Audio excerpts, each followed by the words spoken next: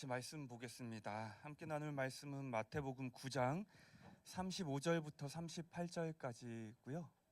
성경을 찾으시면서 괜찮으시다면 안쪽으로 조금씩 들어가 주시면 더 감사할 것 같습니다. 마태복음 9장 35절부터 38절까지입니다.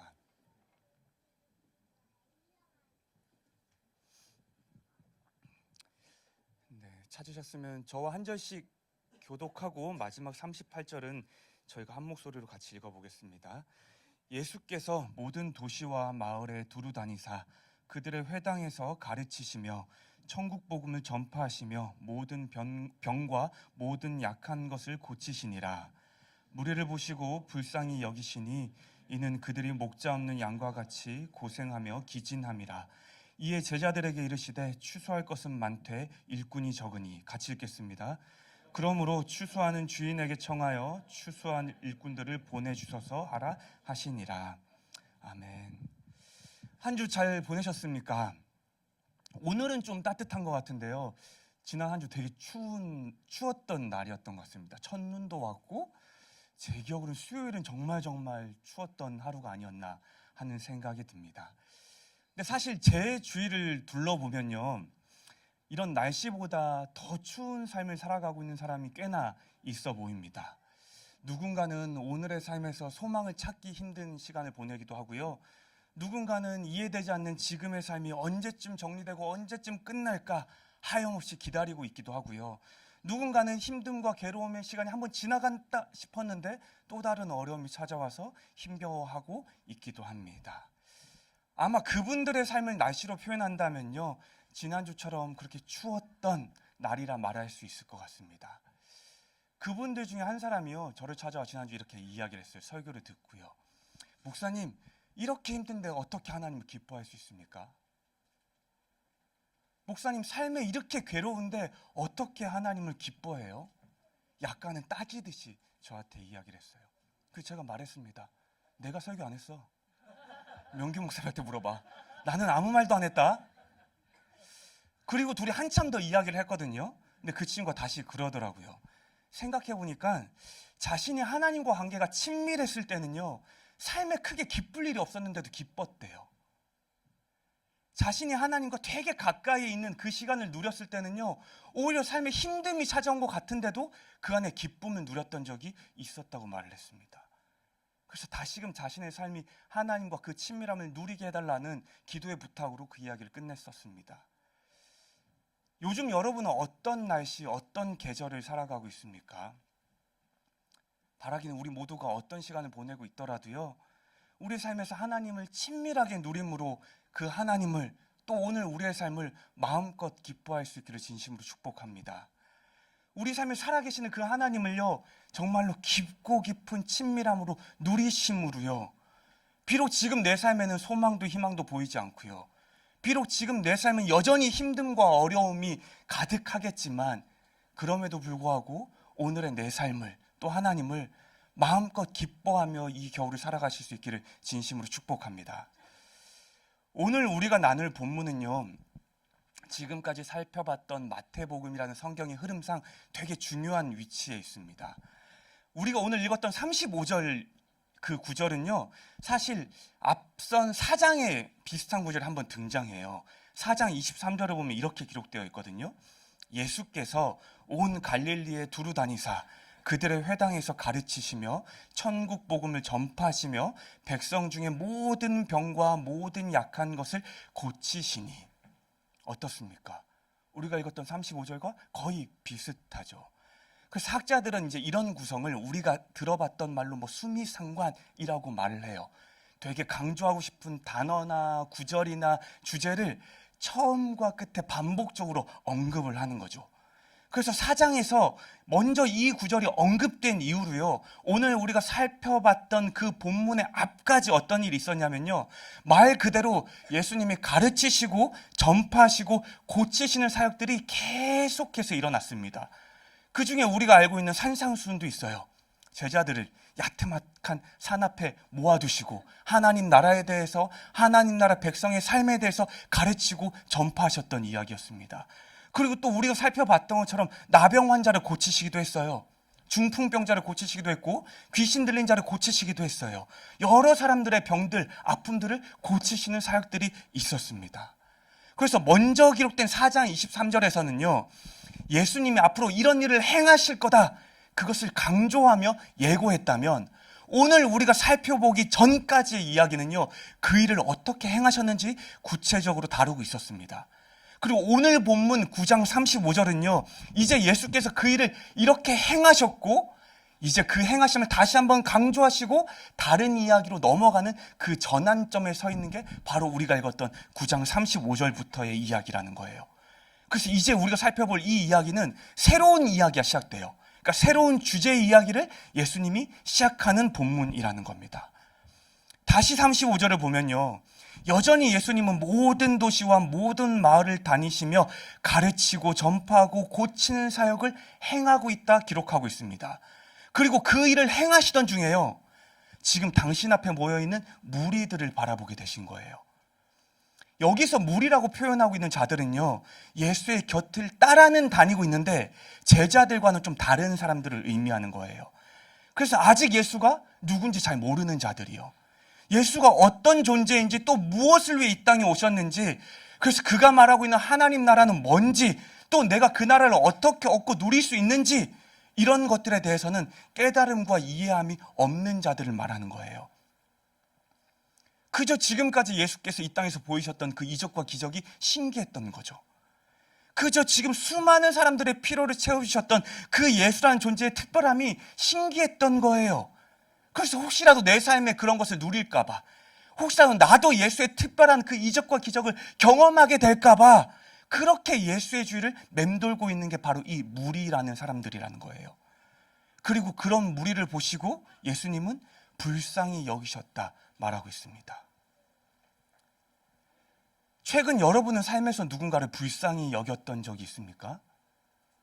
누군가를 바라보면서요, 치근하게 또 안타깝게 여겼던 어떤 사람이 있습니까? 저는 있습니다. 우성 목사님이요. 목사님이 살 빠져서 건강해 보이긴 하는데요. 말했잖아요. 본인이 왜 살 빠졌는지. 아이를 돌보다 살이 빠졌대요. 그렇게 빼려고 별 일을 다 했었는데 안 빠졌던 그 살이 10kg가 빠진 거잖아요. 그러니까 좀 짠하기도 하고 안타깝기도 한 거예요. 그래서 제가 요새 교회에서 목사님 만나면 둘이 얘기하다가 저도 모르게 제 손이 그 사람 어깨에 가 있어요. 이렇게 하고 있어요. 근데 몇 주 전 수요일 날 누가 그걸 봤어요. 그래서 저한테 물어보는 거예요. 목사님 왜 이렇게 우성 목사님을 불쌍히 쳐다봐요? 근데 사실 그렇다고 제가 목사님을 되게 불쌍하게 보진 않거든요. 뭐 되게 불쌍하거나 되게 안타까거나 되게 치근하진 않아요. 왜냐하면 부모라면 누구나 겪어야 할 시간이잖아요.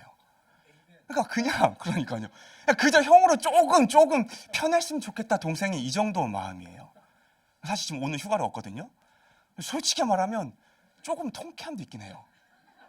야, 너도 이제 우리 마음 알겠지? 야, 큰 형은 애가 셋이고 둘째 형은 애가 둘이었는데 셋 아니에요. 저 둘이에요. 실수 끝입니다. 저희는 다시 생각이 없습니다. 둘입니다. 끝입니다. 이런 그 통쾌함을 좀 갖고 있는 것도 둘이 끝이에요.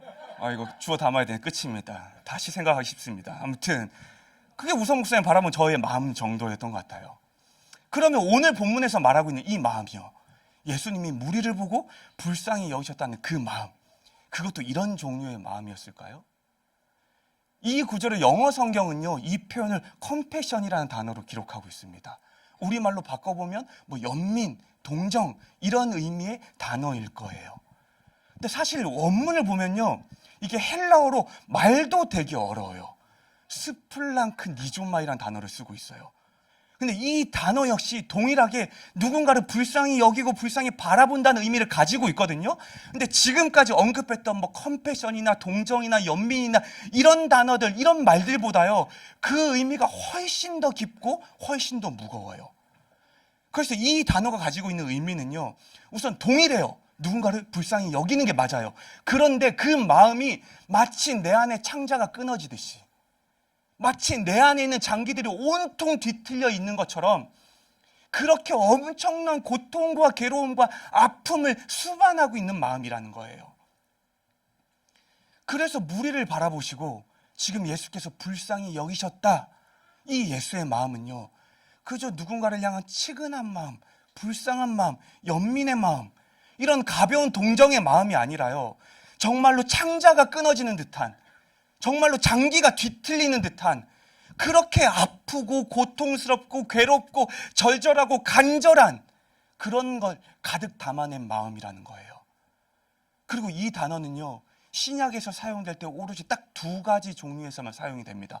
첫 번째는 예수의 마음을 나타낼 때, 두 번째는요, 예수께서 비유로 말씀하시는데 그 비유 가운데 하나님의 마음을 나타낼 때, 딱 두 가지 종류에서만 사용되는 말이에요. 그래서 지금 본문에서 불쌍히 여기다는 이 말은요, 단순히 우리 인간 안에 있는 타인을 향한 동정의 마음을 나타내는 게 아니라는 거예요. 하나님께서 사랑하는 이 세상을 바라보시고 또 사람들을 바라보시고 예수의 그 간절한 마음, 하나님의 깊고 뜨거운 마음을 나타내는 게 바로 이 표현이라는 거예요. 그래서 본문에서 예수님의 마음은요, 마치 창자가 끊어지는 듯한, 장기가 꼬여버린 듯한 그럴 만큼의 괴롭고 슬픈 마음으로 지금 눈앞에 있는 무리를 바라보고 계신다는 겁니다. 그리고 예수가 그렇게 무리를 바라보셨던 이유가 있습니다. 바로 지금 예수 눈앞에 있는, 눈에 비치는 그들의 삶의 모습은요, 마치 목자 없는 양의 삶과 같았기 때문이에요. 바로 예수가 바라보고 있는 눈앞의 무리의 삶은요, 자신의 돌봐줄 목자를 잃어버린 그런 양과 같은 삶이었기 때문이라는 거예요. 먼저 우리가 목자가 없는 양이라는 말을 들었을 때 이것을 어떤 의미로 여러분이 이해하실 수 있겠습니까? 사실 이 표현이 오늘 우리에게는 적합한 표현은 아닌 것 같아요. 왜냐하면 우리에게는 목자라는 존재도, 양이라는 것도, 양을 기르는 일도 우리가 쉽게 접할 수 있는 일이 아니기 때문이에요.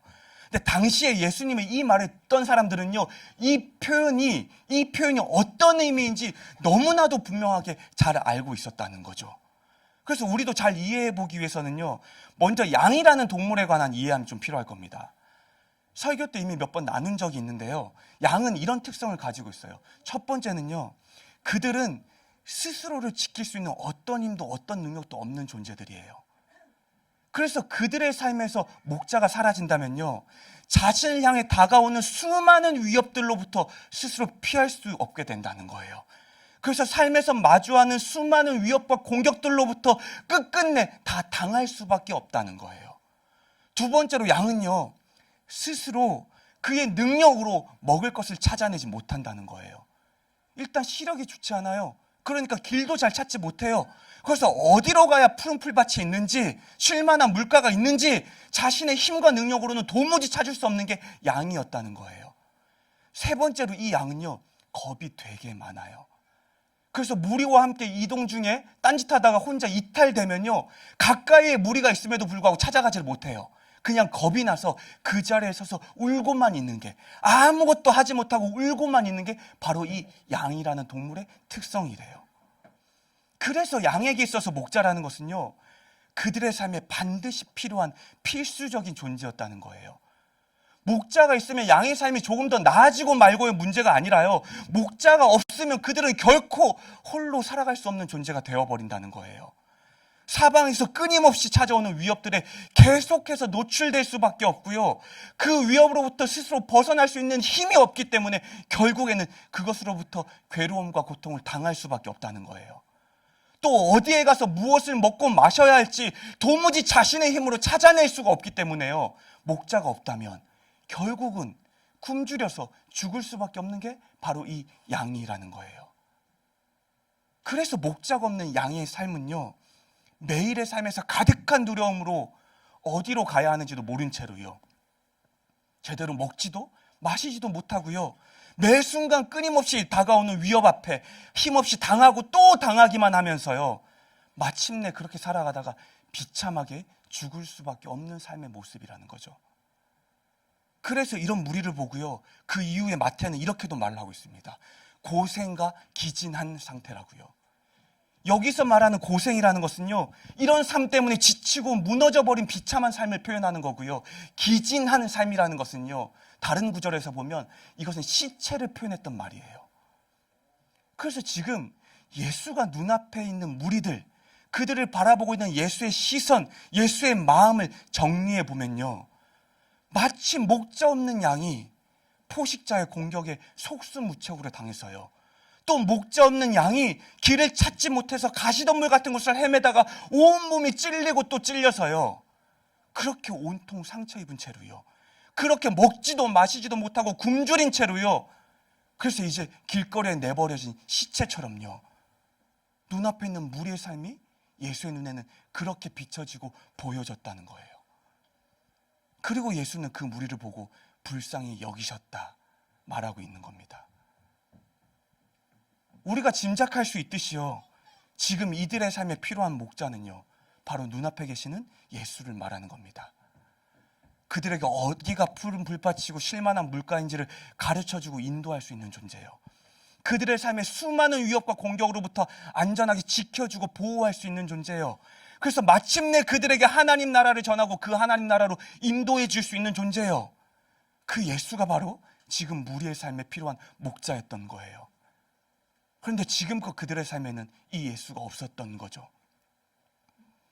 그래서 그들이 정말로 알아야 할 하나님 나라에 대해서, 그들이 정말로 들었어야 할 하나님 나라의 진리에 대해서 도무지 들어보지도 배워보지도 못한 채로 그렇게 마치 목자 없는 양처럼 삶을 살아가고 있었던 겁니다. 그래서 세상에서 찾아오는 수많은 거짓 진리들의 공격들을 피해내지도 막아내지도 못한 채로요, 이제 온몸이 상처투성이가 되어 길가에 내버려 죽기 직전에 시체처럼 되어버렸어요. 또 눈앞에 푸른 풀밭과 실만한 물가가 분명히 존재함에도 불구하고요, 도무지 그것을 스스로의 힘으로 찾지 못해서 배고픔과 목마름으로 서서히 죽어가는 삶과 같았기 때문에요. 예수는 그런 그들을 보고 불쌍히 여기셨다는 거예요. 유일한 목자 되시는 당신을 알지 못하는 그들의 삶을요, 유일한 길이고 진리고 생명 되시는 눈앞에 당신을 깨닫지 못하는 그들을 보고요, 주님은 마치 창자가 끊어지는 듯한, 마치 그 안에 있는 온 장기가 꼬여버린 듯한 그렇게 불쌍히 여기는 마음으로 눈앞에 있는 무리를 바라보고 계셨다는 겁니다. 그래서 그 다음에 당신의 제자들에게요, 이 마음을 담아 말씀하시는 거예요. 그게 37절과 38절인데 제가 다시 한번 읽어보겠습니다. 이에 제자들에게 이르시되 추수할 것은 많되 일꾼이 적으니 그러므로 추수하는 주인에게 청하여 추수할 일꾼들을 보내주소서 하라 하시니라. 이 이야기가 의미하는 바는 간단합니다. 먼저 여기서 말하는 추수라는 말은요, 문자 그대로는 곡식을 수확하는 의미예요. 근데 지금 이곳에서 예수는 이 말을 비유로 말씀하고 있는 겁니다. 우리가 이미 들어봤던 마태복음 4장 19절을 보면요, 내가 너희를 사람을 낚는 어부로 부르겠다, 그것과 비슷한 거예요. 지금 눈앞에 있는 이런 무리와 같은 자들, 아직 예수를 알지 못하고 또 아직 복음을 듣지 못해서 무엇이 진리인지 무엇이 생명인지 그 하나님 나라를 비밀을 알지 못해서 여전히 하나님 나라 근처만 맴돌고 있는 자들에게요, 그 복음을 전함으로요, 그 나라로 초대하는, 하나님 나라의 진리를 전함으로 그 나라로 인도함을 말하는 겁니다. 그리고 예수가 보시기에요, 이런 추수할 무리들이 이 땅에 너무나도 많이 있었던 거예요. 그런데 문제는요, 이것을 전할 수 있는 존재가 지금 예수님 한 분이 전부였다는 겁니다. 당신이 보시기에 이 복음을 알지 못해서 목자 잃은 양처럼 살아가고 있는 사람이 이 땅에 너무나도 많이 있는데요, 하나님 나라를 알지 못해서요, 어디로 가야 할 바를 알지 못해서 헤매며 살아가고 있는 사람들이 너무나도 많은데요, 문제는 예수처럼 그들의 삶의 목자가 되어줄, 그래서 그들에게 하나님 나라를 전하고 또 그 나라 진리를 선포할 사람이 지금 당장 눈앞에 아무도 보이지 않았다는 거예요. 그래서 말씀하시는 겁니다. 추수하는 주인에게 청하여서 추수할 일꾼들을 보내달라고 해라. 그러니까 지금 곁에 있는 제자들에게요, 내가 추수하는 주인, 그러니까 하나님께 요청, 기도해서 예수님 당신처럼, 예수님 당신과 같이 이렇게 무리들을 추수할 수 있는 일꾼들을 이 땅에 보내달라고 제자들에게 요청한 거예요. 길을 잃어버린 채 살아가는 수많은 무리들의 목자가 되어줄 사람을요, 그래서 그들에게 복음을 전해줄 자들을 이 땅에 보내주도록 너희가 하나님께 요청해라, 너희가 하나님께 기도해라, 그렇게 곁에 있는 제자들에게 부탁하신 겁니다. 사실 지금 이 장면이요, 개인적으로 저한테는 되게 큰 위로였습니다. 다음 달에 제가 이제 후쿠오카 아우리치를 가거든요. 근데 진짜 이번에는요, 신청 마감 4일 전까지 정원에 반밖에 안 찼어요. 그래서 직전에 다녀온 팀들, 그러니까 2월에 다녀온 몇 명의 팀원들과 계속해서 그 상황에 대해서 이야기를 했었거든요. 막 그 친구들 묻는 거예요. 목사님 몇 명 모였어요? 그럼 제가 뭐 말하는 거죠. 야, 이번에 사람이 진짜 없다. 진짜 갈 사람이 없다. 그러니까 네가 기도 좀 해줘. 또 누가 물어요. 목사님 사람이 이렇게 없으면 우리가 가서 하던 사역은 어떻게 해요? 그러니까 뭐 못하겠지. 뭐 주일학교를 못하든 뭐 유학생을 못하든 카페를 못하든 뭐 못하겠지. 그러니까 네가 기도해줘. 근데 여기서요, 제가 이 친구들에게 수도 없이 말했던 그러니까 네가 기도해줘. 이 말 속에 숨어있는 의미가 뭐였을까요? 그러니까 네가 가면 돼. 그러니까 네가 가야지. 아직도 신청 안 했니? 아직도 결정 안 했니? 여러분도 느껴지시죠? 어떤 의미가 담겨 있었을지. 그래서 그 이야기를 듣던 3명이 결국에 신청했어요. 그래서 10명이 가요. 근데요, 이게 스스로 너무 구차한 거예요. 이 친구들에게 기도해달라고 부탁했으면 기도 부탁으로 끝내야 되는데, 저는 가장 간절히 바라고 원했던 거는 그 친구가 가는 거였거든요. 말은 기도 부탁이라 하고 있는데 속에서는 끊임없는 마음인 거예요. 네가 갔으면 좋겠는데 가주면 안 되겠니? 휴가가 있지 않니? 돈이 있지 않니? 이 말이 계속해서 나오는 거예요. 그래서 이런 스스로가 너무 구차하고 부끄럽고 불편했던 게 그 시간들이었어요. 그런데요, 오늘 우리가 읽었던 9장 말고 10장을 보면요, 어떤 장면이 나오는지 아십니까? 예수님도요, 제자들에게 기도하라 그래놓고 끝내 그 12명을 보내요. 10장 5절부터 보면요, 그들에게 야, 니네 이제 양 찾으러 가서 천국 가까이 왔다고 선포해. 그리고 내가 했던 것처럼 병도 고치고 그들의 삶도 만져줘. 그래서 그들의 목자가 되는 삶을 살아내야 돼. 제자들에게 분명하게 기도하라 그랬잖아요. 하나님 앞에 그런 일꾼을 보내달라고 기도 부탁을 하셨잖아요. 근데 예수님도 끝내 그 제자들을 그 일로 부르셨다는 거예요. 끝내 그들을 출소할 일꾼으로 부르셨다는 거예요. 저한테는 이게 되게 큰 위로였어요. 예수님도 어쩔 수 없었나 보다. 그렇다면요, 예수님도 저처럼 구차했을까요? 속으로는 이미 네가 이 일을 해야 되지 않을까? 네가 나와 같이 일을 해야 되지 않을까? 이 마음으로 기도 부탁을 하셨을까요? 근데 본문을 연구하다 보면요, 그것은 아니었던 것 같아요. 이 본문을 연구하는 신학자들은 말해요.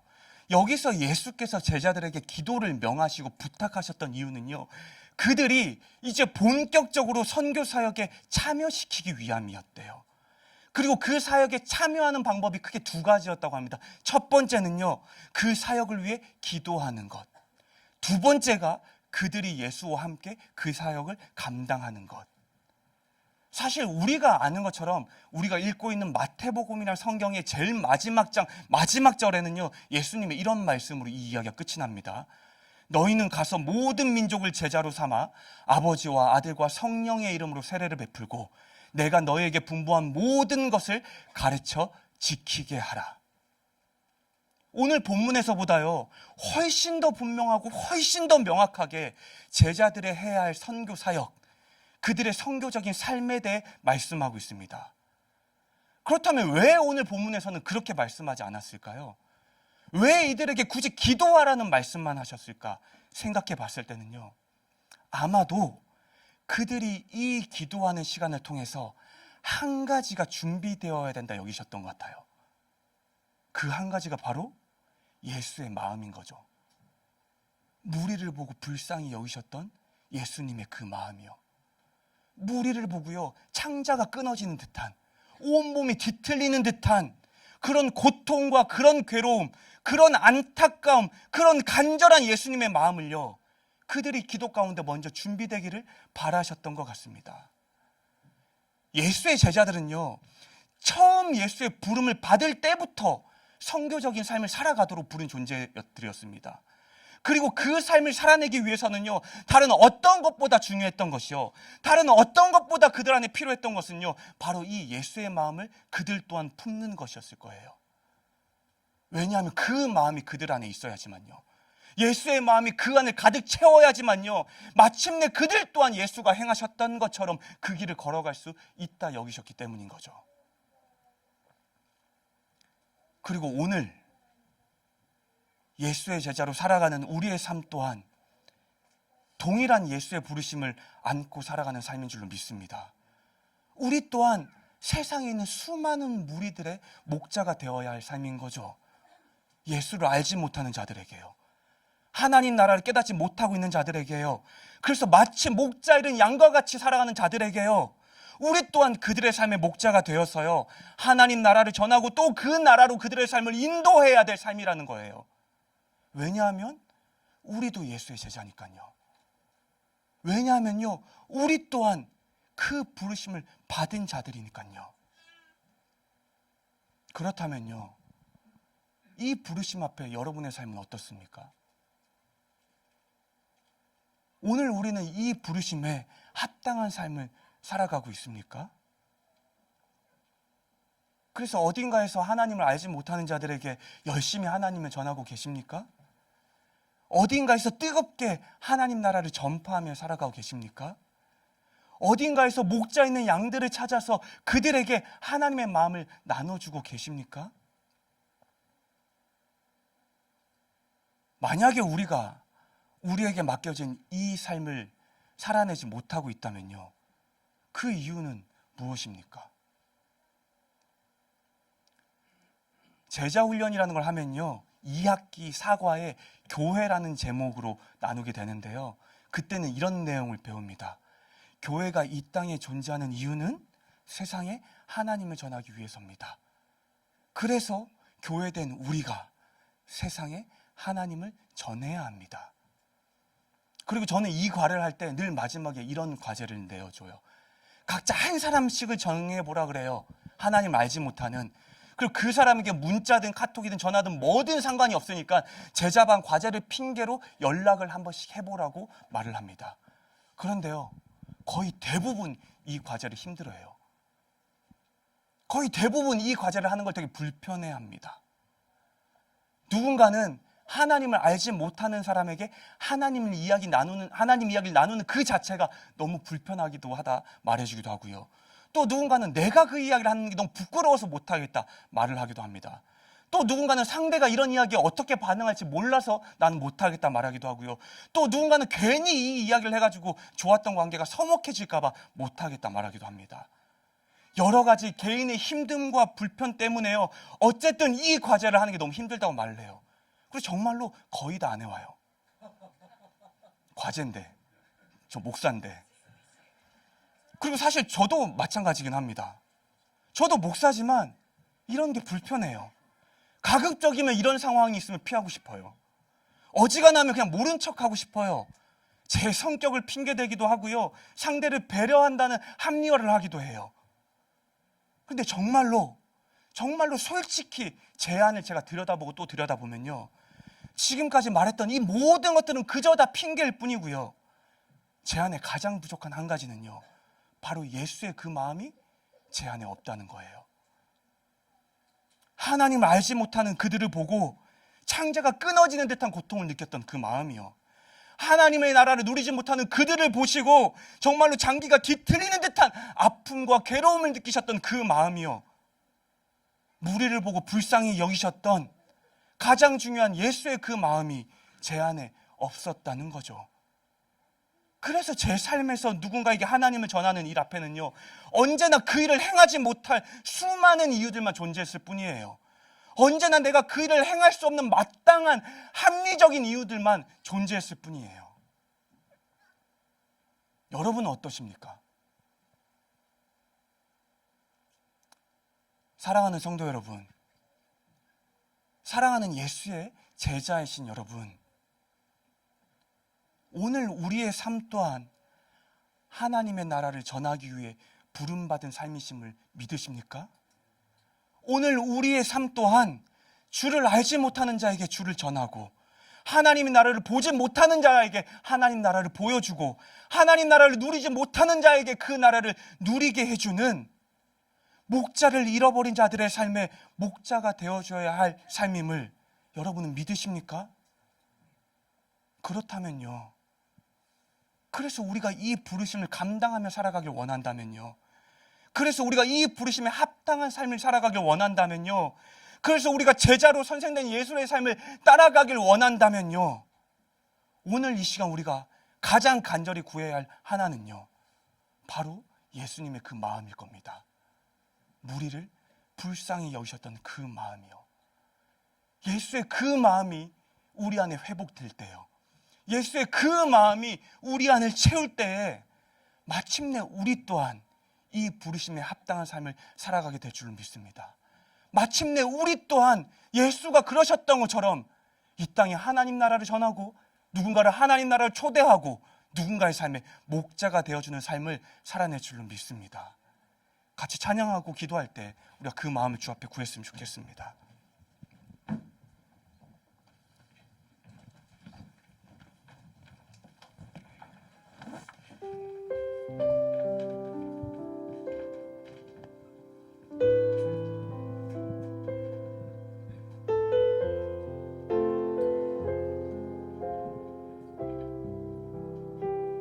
아버지, 당신의 마음이 있는 곳에 나의 마음이 있기를 원해요. 아버지, 당신의 눈물이 고인 곳에 나의 눈물이 고이길 원해요. 아버지, 당신이 바라보는 영혼에게 나의 두 눈이 향하길 원해요. 아버지, 당신이 울고 있는 어두운 땅에 나의 두 발이 향하길 원해요.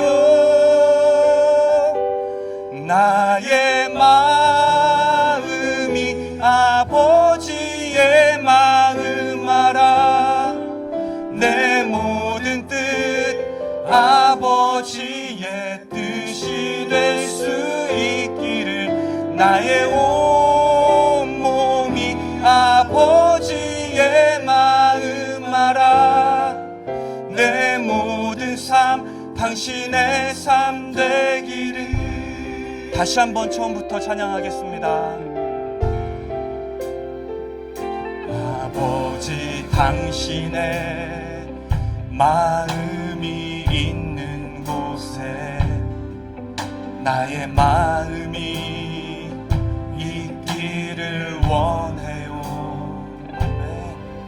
아버지, 당신의 눈물이 고인 곳에 나의 눈물이 고이길 원해요. 아버지, 당신이 바라보는 영혼에게 나의 두 눈이 향하길 원해요. 아버지, 당신이 울고 있는 어두운 땅에 나의 두 발이 향하길 원해요.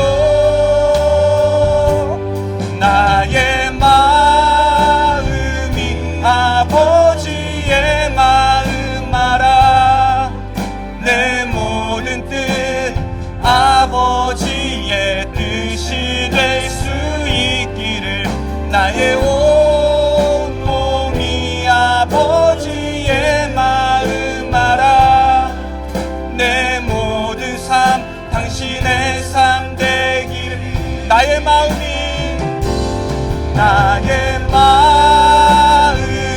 아버지의 마음 알아.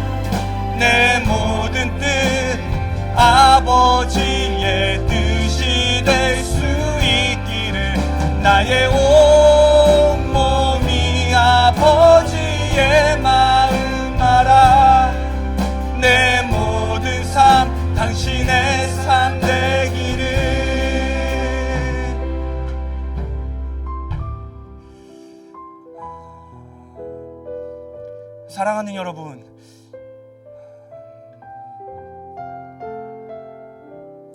여기 있는 우리 또한 예수의 제자로 부름받은 삶이라 여러분 각자가 고백하고 있다면요, 주님의 그 부르심은 분명합니다. 우리 또한 예수가 그러셨던 것처럼 누군가의 삶의 목자가 되어주는 삶일 겁니다. 그리고 그 삶을 살아가기 위해서 그 어떤 것보다 필요한 것은요, 우리도 그 예수의 마음을 우리 안에 담아내는 것일 겁니다. 눈앞에 있는 무리를 보시고요, 불쌍히 여기셨던 그 마음이요, 그들을 귀찮다 여기시지도 않았고요, 그들을 구별하시지도 않았고요, 그들을 멀리하시지도 않았고요, 그들을 모른 척 하시지도 않았습니다. 주님은요, 그들이 마치 목자 잃은 양, 그래서 어디로 가야 할 바도 모르고 어떻게 살아야 할지도 모르고 그렇게 고통과 괴로움 속에 살아가다가 끝끝내 죽어갈 수밖에 없는 그런 존재로 바라보셨던 겁니다. 창자가 끊어지는 듯한 아픔으로요, 온몸이 뒤틀리는 듯한 괴로움으로요, 그 무리를 바라보셨던 게 바로 예수의 마음이었습니다. 이 시간 우리 먼저 기도할 때는요, 우리도 그 제자의 삶을 살아가기 위해서 이 마음을 주 안에 부어달라고 고백했으면 좋겠습니다. 주님, 내 안에도 예수의 그 마음을 부어주십시오. 내 안에도 예수의 그 마음을 회복시켜 주십시오. 그래서 우리 주위에 있는 수많은 주를 알지 못하는 자들, 하나님의 나라를 알지 못하는 자들, 어디로 가야 진리와 생명을 찾을 수 있는지를 전혀 모르는 자들을 바라보는 나의 시선과 나의 마음이 예수의 마음을 닮아 예수의 마음을 따라 불쌍함으로, 정말로 간절함으로, 절실함으로 그들을 바라보는 마음, 그 마음을 나도 내 마음으로 품고 또 회복하게 하여 주십시오. 먼저 이렇게 주 앞에 기도하며 나아가기를 원합니다. 기도하겠습니다.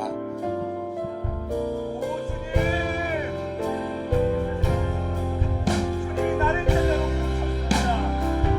주님이 나를 당신의 제자로 부르셨습니다.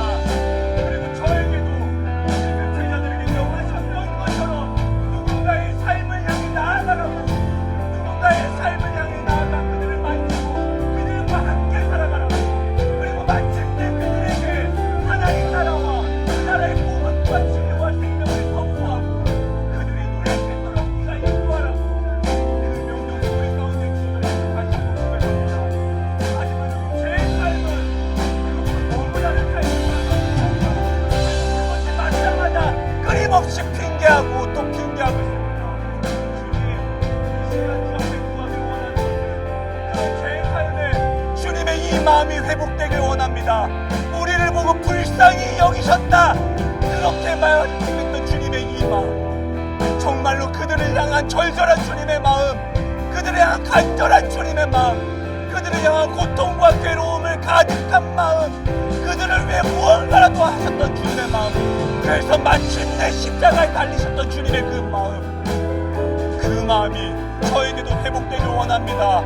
그저 이것이 나의 부름이 아닐 거라 말하는 것이 아니라, 그저 이것은 내가 외면해도 되고 내가 가볍게 여겨도 되는 나와 상관없는 삶이라 말하는 것이 아니라, 주의 제자로 부름받아 살아가고 있는 저의 삶에 이것은 당연하고 마땅한 부르심임을 기억함으로 가장 먼저 날마다 구해야 될 것이 예수의 마음임을 고백하길 원합니다.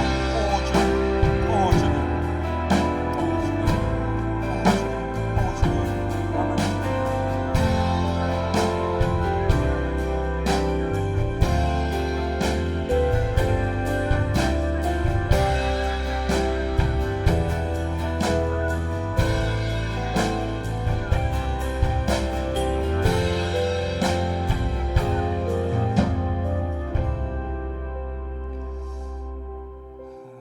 잠시만 여러분 삶의 주위를 한번 둘러봅시다. 목자를 잃어버린 양과 같이 살아가는 누군가가 있지는 않습니까? 하나님을 알지 못해서요, 진리가 무엇인지 알지 못해서요,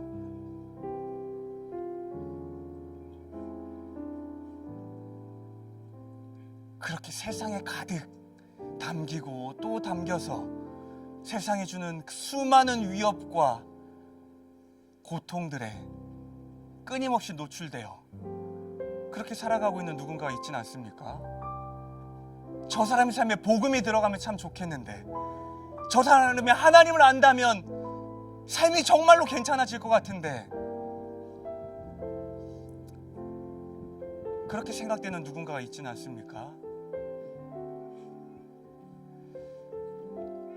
이 시간 우리가 기도했으면 좋겠습니다. 주님, 제가 그들의 삶의 목자가 되겠습니다. 주님, 제가 그들의 삶에 하나님의 나라와 또 유일한 길이고 진리고 생명이신 예수의 그 복음을 전함으로 제가 그들의 삶의 목자가 되겠습니다. 같이 이렇게 주 앞에 다시 한번 기도하며 나아가길 원합니다. 기도하겠습니다.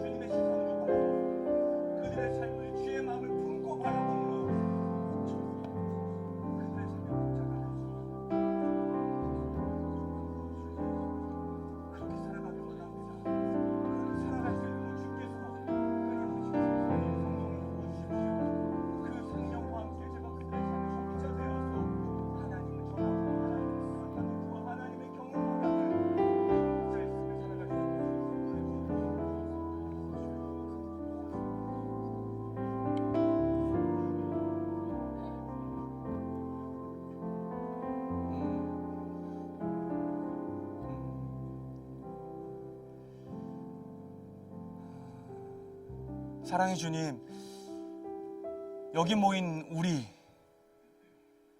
당신의 제자로 부름받았고 또 성도로 부름받았고 몸된 교회로 부름받은 우리 모두의 삶에 다른 무엇보다 주님의 그 마음이 회복되길 원합니다.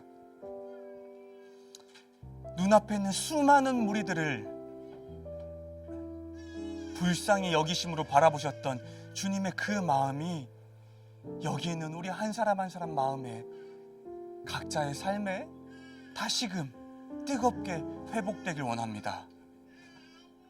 그래서 주님, 먼저는 주께서 그 마음으로 나를 위해 마침내 십자가에 달려 죽으셨음을 우리가 기억하길 원합니다.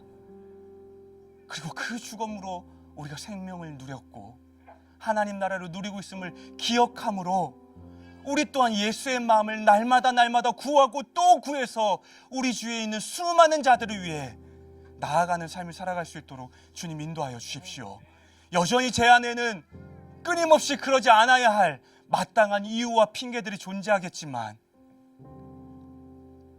성령께서 우리 가운데 주의 이 마음을 끊임없이 부어주셔서 날마다 새로워지는 예수의 마음으로 우리가 마주하는, 우리가 바라보는 주위에 있는 많은 사람들의 삶을 주님의 마음으로 바라보고 주님이 그러셨던 것처럼 우리 또한 그들의 삶을 향해 나아가는 삶을 살아갈 수 있도록 주님 인도하여 주십시오. 정말로 그렇게 살아가길 원합니다. 정말로 그렇게 살고 싶습니다. 감사드리며 이 모든 말씀 살아계신 예수님 이름으로 기도드렸습니다.